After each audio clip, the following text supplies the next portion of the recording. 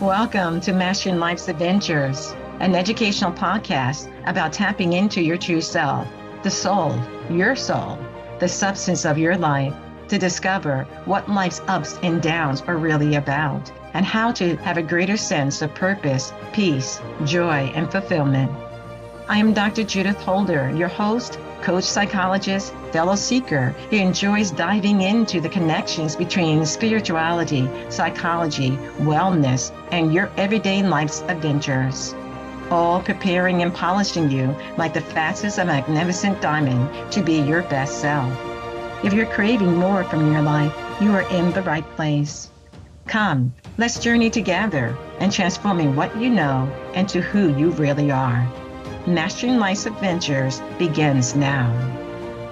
There's a moment right before dawn when the world hasn't decided who it's going to be yet. That's what the soul feels like. A stillness beneath the noise, waiting for you to remember it. You've known this presence before, maybe in childhood, watching snowflakes fall, or in that second piece right before a long cry about something you saw, someone told you, or something you did that resulted in crying. It's the same current that breathes galaxies into being and whispers to every cell, I am here. Hi, I'm back with another episode to Keys to Soul Progress, and today the key is becoming your own safe space. I'm going to talk more about that in a moment, because the real safety we long for isn't in approval or status or plans working out. It's in a re-anchoring in the indestructible center of who we are. That radiant core the world can't touch. And many times we don't realize, because we're not aware of our soul, we miss out, creating a sense that we look for safety in the world, especially during the holiday season, where we want safety and security and joy and happiness. I want you to think about this, that when I say you, I don't mean the personality that checks emails or worries about bills. I mean the spark within you, that spirit spark, the part that existed before any name, any role, any wound. The mystics called it many times the I am presence, the Christ within, the Atman, the Creator's breath, the Lord. Language shifts, but the essence is consistent and constant. There is a living current of divinity inside you. That current isn't fragile. It doesn't shrink when you make mistakes. It's the witness, the warmth behind your eyes. Most people spend their lives orbiting their own sun without ever realizing they can step into its light. They look for safety in outcomes. But the soul says safety isn't found. It is remembered. It exists within you. Your soul is there. And just because we can't see it, it doesn't mean it doesn't exist. Here's a story. I'm trying to do more stories to help bring home the point. Since we're talking about the holidays, and in the United States, we do have storms in different parts of the country, and also in different parts of the world, they still have seasons which are stormy weather. So let's think about this. There's a winter storm once knocked out the power in a neighborhood, let's say my neighborhood, for example. You can have a power outage because of the winter storm. At first, everyone panics. No heat, no Wi-Fi, which is like, oh my God, no Wi-Fi. What are we going to do here? And there's no certainty when the power is going to go back on. But as night falls, you'll notice in some neighborhoods and some places, people take out their candles and they put it in the window and they put it, along secure places in their homes. Activities are still going on, like children outside sleigh riding down a hill or something of that nature. And then something unexpected happens. And you realize the lights and the candles are beautiful. You took a moment just to be sitting, be it with candles or with a flashlight on.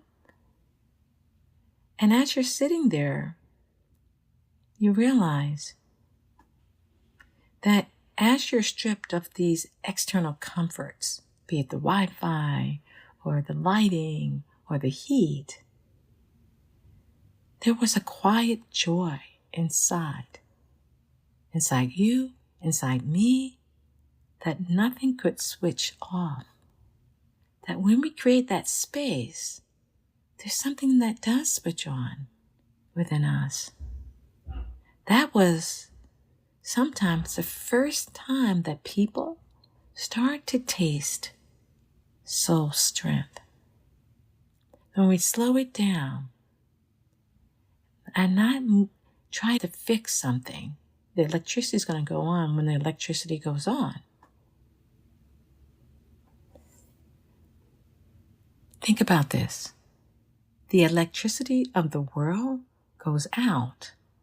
The inner flame does not. That's the presence we forget when life feels unsafe. Yet it is the one constant that never leaves. The world trains us to locate identity in outcomes, in things that we do, in situations that we experience, be it jobs, how we look, relationships, applause, attention that we're getting. And when any of that wobbles, we feel unsafe. But the soul isn't shaken by circumstances. Only the personality is. And you've heard me talk about the personality, the ego persona. It has its rightful place, but it's not the all and be all of who you are. Think of the personality as the surface of the ocean. It storms easy, but the soul is the depth below, steady and alive, with quiet power, with quiet strength. Every anxious thought is a wave saying, remember the depth. And when you start listening from the depth of who you are, something changes. The same family dinner that once triggered you becomes a mirror of compassion. The same criticism that used to sting becomes data, not destiny. You could use your holiday experiences that you're going through with family or not with family, with friend or not a friend, or being by yourself, and looking at it from a different lens. Even the criticism you give yourself is false. We are always in the process of being and becoming. Going back to the analogy of the storm, you're no longer standing in the storm. You stand in the stillness that holds it. No longer on the periphery, but you've gone to the depths and be able to center like an anchor in the depth of that particular ocean. And there's someone I know, I want to call him Michael. And it's a story that was told to me that I'm going to tell to you. So after many years of success, Michael started to burn out really hard, being very tired, very irritable and frustrated. He had lost his job right before Christmas, which is not the greatest time to lose a job, but in this situation he did. He told his friend, and his friend told me, that he felt like a failure, and he felt like he failed his family. One night, he went for a walk in the snow because he was feeling bad, that he couldn't provide more, and that he wasn't liking who he was becoming in his irritability and frustration about losing his job. He was trying to figure out how to fix everything. He passed a small church where the door was cracked open and music spilled out. Simple voices singing Silent Night. He stepped inside and just stood there. He said later, "I don't believe in much anymore, but for a minute I felt held." And that's the soul calling. It doesn't need belief. It just needs your attention. When you stop running, it rushes in. And the more you acknowledge it, the stronger you feel. Until one day, that awareness becomes your default home base. And the more that we allow the spaces as opportunities, and the downers as opportunities, and the situations that are occurring in our life and see them as opportunities, and ask for guidance internally about what needs to happen here. You're always attuned to your soul awareness, the I am presence, the God trying to guide and help you, because the call compels the answer. We have to make the call on this planet Earth if we want support and assistance, because our soul needs the call. And why not make it and see what happens? So let me swing back around for a minute. You may be thinking, what's the real meaning of being in your own safe place? To be your own safe space doesn't mean you'd never feel fear or doubt, and that you never have a sense of what's life all about. It will happen in this human condition that we live in. It means you know where to go inside yourself when those feelings come up. It's learning to sit in silence long enough to hear the still voice saying, "I am with you. We're going to be fine. Let's just take it one moment at a time." And focus on the appreciation of things that are around us. It's not as an external deity watching from afar, but as the very life within you is what I want you to be aware of, that God exists within us. It's all around us, yes, but that God, that spirit spark, the soul, the essence of who you are, does exist within you. And the great paradox is that the more you rely on that presence, the I am presence, the Christ, the Lord, the Creator, the more fearless and open you become in the world. Because safety isn't walls, it's rootedness. It's knowing that wherever you go, the ground of being travels with you. The soul, the essence, the spirit spark is always traveling with you. So let's think about it for a minute. How do you make sense of this? And what are things can you do to help keep that remembrance alive? And here are some simple things to think about for the next coming week. In the morning, before you pick up your phone, notice your breathing. Before you get into activities, just take a few minutes and be aware of your breathing.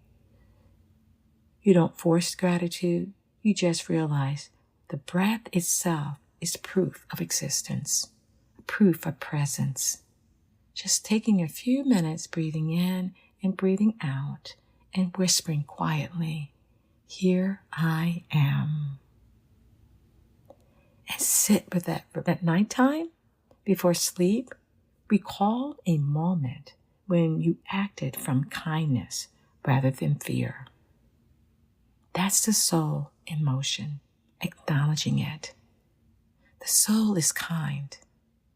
What we say as a thank you, or as a welcome, or as a supportive comment that you're making, all is expressions of the soul, of kindness.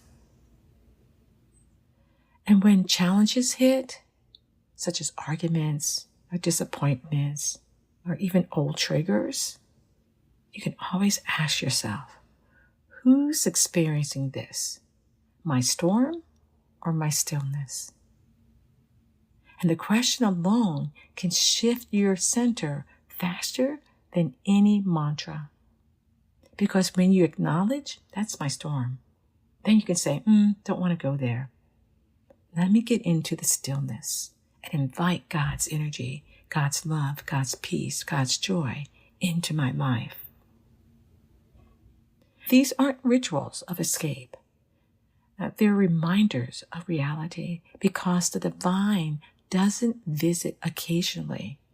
It is in the essence of who you are that you are trying to remember and not forget, because we live on a planet of forgetfulness and sleepiness. As you move from one season to the next, remember, you are not the role you play. You are so much more. You are not the sum of what others think of you. You are so much more. You are the luminous space that allows all that to exist and outlast it. Becoming your own safe space isn't selfish. It's how you bring peace to the world, the forgotten, what peace feels like. And when you stand in that awareness, you become a quiet lighthouse, not striving, just shining. And as we shine, we are now helping others to raise their vibration, just in the midst of our presence with them. I'm going to talk about make it stick. What can we do on a daily basis to help integrate creating space and being comfortable in that space inside yourself? So each morning, think about this. Before you get out of bed, before you look at your cell phone, before you do anything like try to go downstairs and get some coffee, it just takes a few minutes and you breathe. Breathing in, breathing out. And you're not trying to force the breath. You're just trying to be fully present in the now of who you are. You're trying to think about, what are those things that I'm grateful for? You're not trying to force the gratitude, but what you're trying to do with the breathing is be fully present. And realize with being fully present is feeling the body in the chair or on the bed and just being right there. Not trying to rush something, not trying to think about what's the next thing I need to make sure I do off my agenda. You're not trying to do any of those things. You're just trying to be fully present, making space for your soul to radiate and maybe even prompt you, guide you, and help you to be fully present as you begin your day. So as you're doing that breathing, maybe even quietly whisper to yourself, "Here I am." And think about what I am means to you. Start to be aware that there's a power in the I am. And when Moses asked God, "Who should I say sent me?" he said, "Say, I am that I am." Have you ever thought about that and what that means? I am that I am.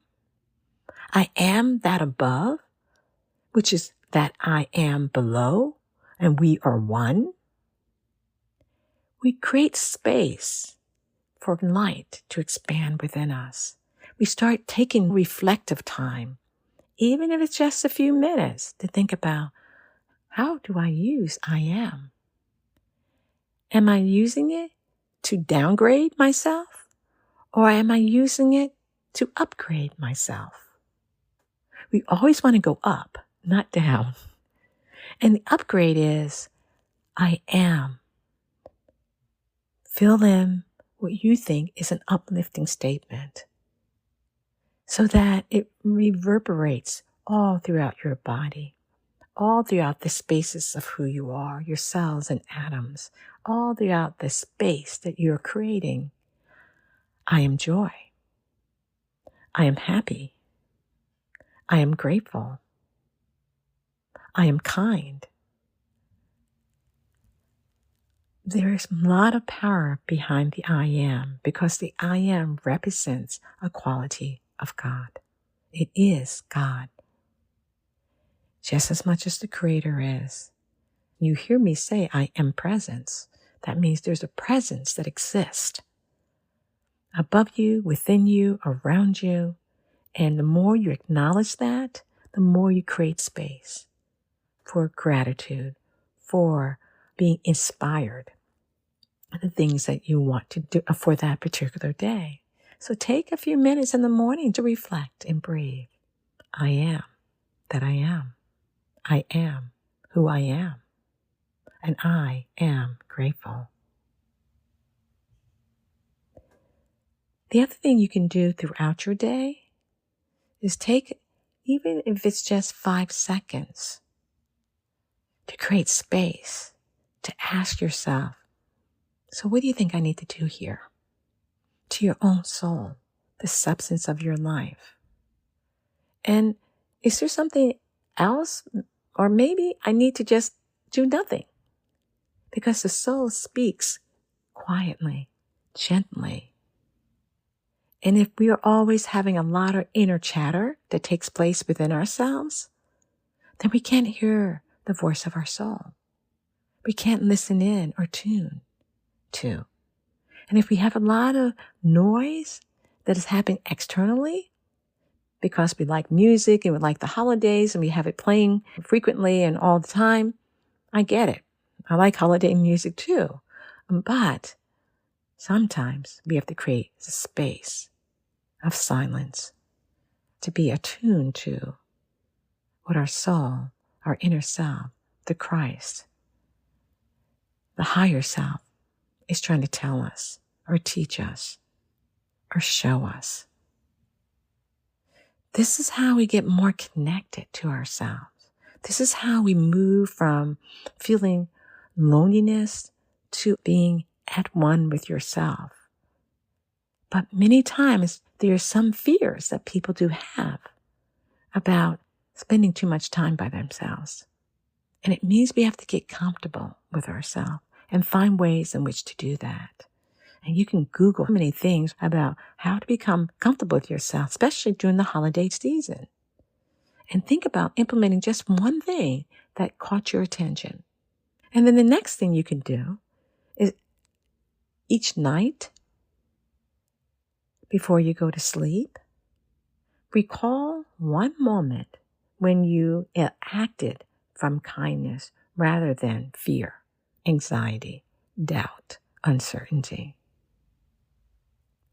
And that one moment when you acted from kindness and consideration or care, that's the soul in motion. Acknowledge it. Yeah, I do remember I did do that. And this felt really good. Because when we don't remember those things that we've done that felt like it was from a genuine place of our soul awareness and of acknowledging the kindness or activities that we engaged in that were helpful, We miss the awareness that, was the soul guiding me and helping me there? We start to slow it down to realize, oh yeah, that was actually the case. I got inspired to do that. And where there is inspiration, the soul is not far behind. The higher self is trying to help and guide you. And before you go to sleep at night, you say thank you.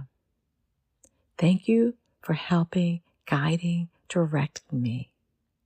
Because that builds a greater continuity from day to day. You are learning, growing, and evolving. And you are creating that safe space where the soul has opportunities to talk with you in the morning, throughout the day, and in the evening before you fall asleep. Just say thank you. I appreciate your presence in my life. I appreciate this safe space that I am creating that allows me to be better and better in being my best self in my soul progress on my path. Something to think about.